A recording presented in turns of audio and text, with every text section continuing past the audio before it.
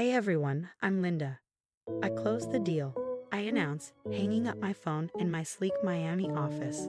Another beachfront property sold. 5 grueling years of fertility treatments hadn't stopped me from becoming the city's top real estate agent. At 34, I finally had everything: a thriving career, my amazing husband, Thomas, and a long awaited baby on the way. "You're glowing, sis," my sister Pamela gushed over dinner. She had been living with us for 3 months since her supposed divorce. "I can't wait to be an aunt." At my next checkup, Dr. Chen frowned slightly. "Your blood pressure is a bit high," she noted. "I'm assigning Nurse Rodriguez to monitor you more closely." That's when I first noticed him. David Parker, the new night shift supervisor. He hovered nearby during my appointments, always watching. "Fascinating case," he murmured, flipping through my medical chart without reason. "He gives me the creeps," whispered Nurse Patricia one day. "I've never seen a supervisor so fixated on one patient." Then everything spiraled out of control. One moment, I was decorating the nursery. The next, I was rushed in for an emergency C-section. The hours blurred together. David Parker burst into the room. "We need to transfer the baby to Miami Children's," he declared. "They have better equipment for these complications." "But I haven't even held her," I protested, trying to sit up. "No time," he snapped, waving transfer papers at me. "The ambulance is waiting." Thomas paced, anxiety etched across his face. "Maybe they're right," he said, torn. "Let them take her. I'll go with them." Pamela stepped forward too quickly. "I'll go," she offered. "I'll keep you updated." Something was off. David avoided eye contact. Pamela kept nervously checking her phone. I signed the transfer papers, too drugged to comprehend fully. "Don't worry," Pamela assured me, but her smile was empty. "Everything will work out exactly as planned." I didn't know those words would haunt me, or that the next time I saw my sister, she'd be in handcuffs. David announced, "The ambulance is loaded. They're taking her to Miami Children's now." But that was the last anyone told me where my baby really was. The nightmare was only beginning. "What do you mean there's no record?" I demanded, gripping the reception desk at Miami Children's Hospital. "A baby was transferred here last night." "Ma'am," the receptionist replied, "we haven't received any transfers in the past 48 hours. My hands shook as I called the ambulance company. The dispatcher's response chilled me to the bone. "We had no transfers from Miami General last night. Are you sure it was our company?" Back at Miami General, chaos erupted. The hospital administrator, a stern woman named Mrs. Thompson, called an emergency meeting. "Mr. Parker called in a family emergency this morning and left the state. We're launching a full investigation." Nurse Patricia pulled me aside. "Look at these," she whispered, showing me the transfer documents. "They're signed by a Dr. Richards." "We don't have a Dr. Richards. And there's more. I've seen David and your sister talking late at night, always stopping when anyone walked by." I demanded to see security footage. "System glitch," the IT tech explained. "All files corrupted during that window. Too perfect to be a coincidence." While everyone pressured me to move on, I refused. I combed through hospital records, schedules, anything that might explain the vanishing act. "Honey," Thomas pleaded, "maybe Pamela's right. Maybe we need to accept." "Accept what?" I snapped. "That our baby disappeared into thin air."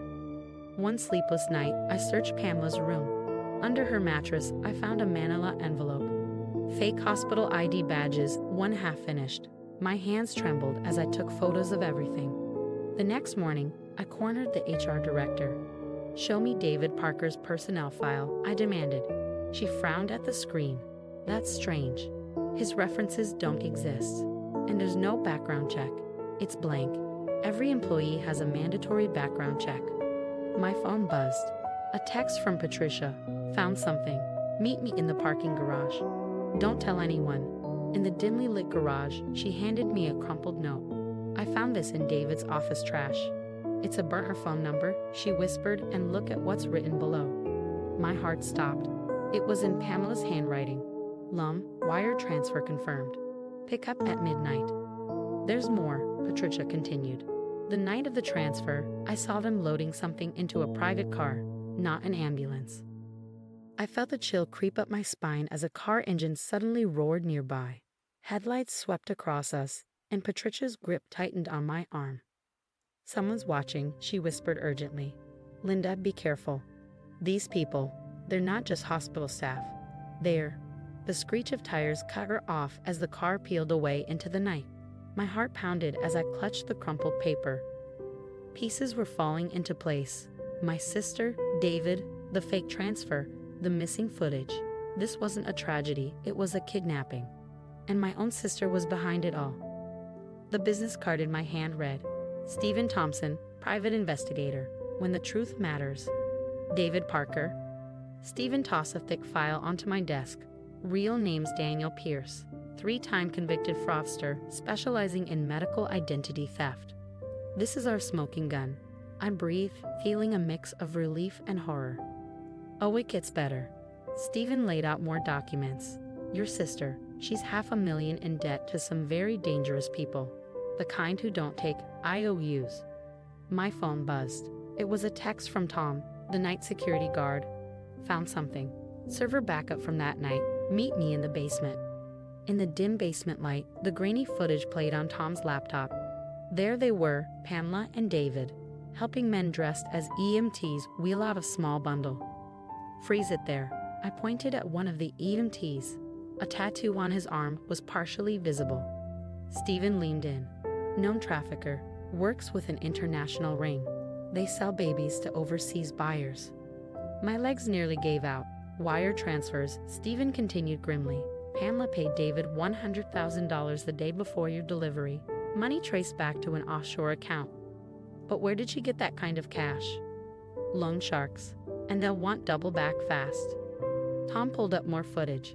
They loaded your baby into a silver Honda. I got the plates. The address led us to a rundown apartment complex. Stephen's contact at the leasing office confirmed that Pamela had rented Unit 4B under a fake name. Stay in the car, Stephen ordered, but I was already moving. Through the window, I saw them, 3 men, Pamela and David. And in the corner, a baby carrier. My heart clenched. That's my daughter. The men inside argued heatedly. The buyers backed out. One man growled. Too much geet. I found new ones, David argued. They'll pay double. You better. Pamela snapped.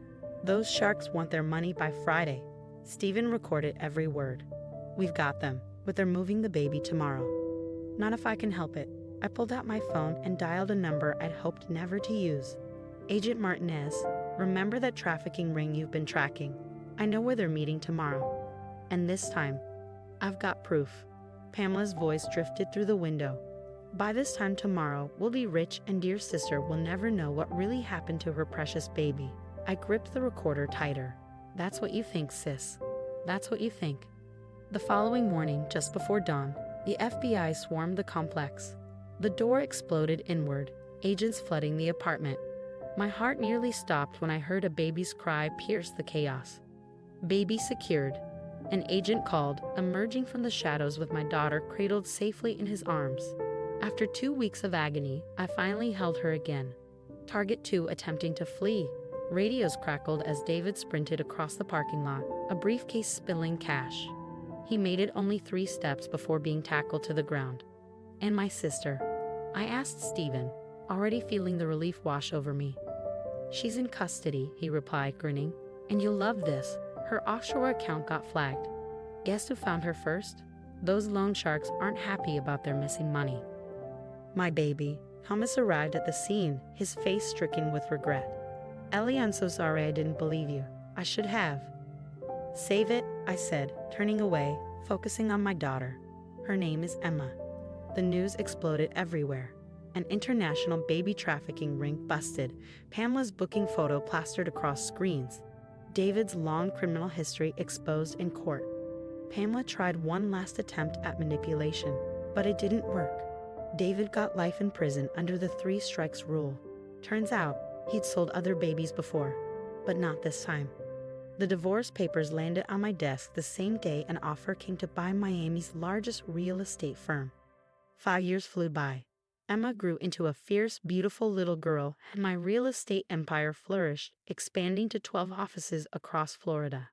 During one of my monthly prison checks, a guard handed me a note. Your sister got a surprise visit from some angry ex-business partners, it read. She'll live? Probably. On the TV, a news anchor narrated the story. A mother's love, a sister's betrayal, and justice finally served. I turned it off. We didn't need to hear that story anymore. We were too busy writing a new one, filled with love, trust, and real family. Revenge is sweet, but this was sweeter. What would you do if a family member committed a serious crime against you? Would you show mercy if they claimed desperation drove them? Or do you believe some betrayals are simply unforgivable? I chose to cut ties with both my sister and my husband, one for the crime, the other for doubting me. Many believe family deserves infinite chances, but where do you draw the line between forgiveness and self-protection? Was I too harsh with Thomas? Should he have been given another chance since he wasn't directly involved in the crime? Or was his lack of trust a betrayal of its own? I'd love to hear your thoughts. Where do you draw the line? Share your perspective in the comments below. Thank you for watching. I hope you enjoyed the video. Don't forget to like, share, and subscribe for more content.